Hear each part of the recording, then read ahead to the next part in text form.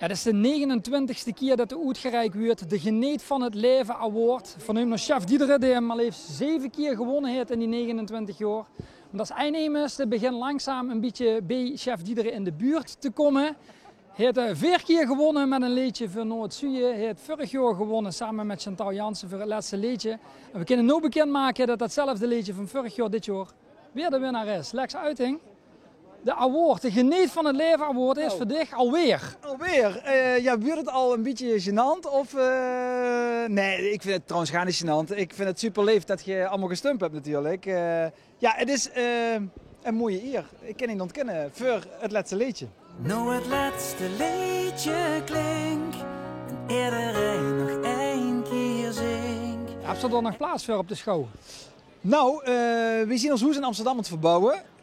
Dus ze zitten allemaal in een doos en in een opslag. Dus ik zal ze niet 1, 2, 3 naar boven kunnen toveren. Maar hij past nog net.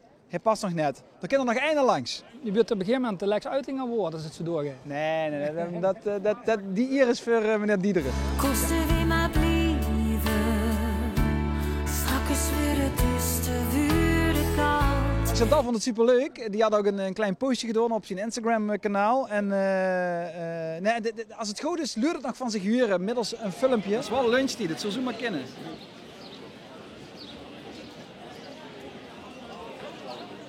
Chantal Jans is niet beschikbaar voor video. Ik zal hem gewoon een kleiner aan hem. Wie heeft hem vorig jaar gekregen, Chantal of tegen?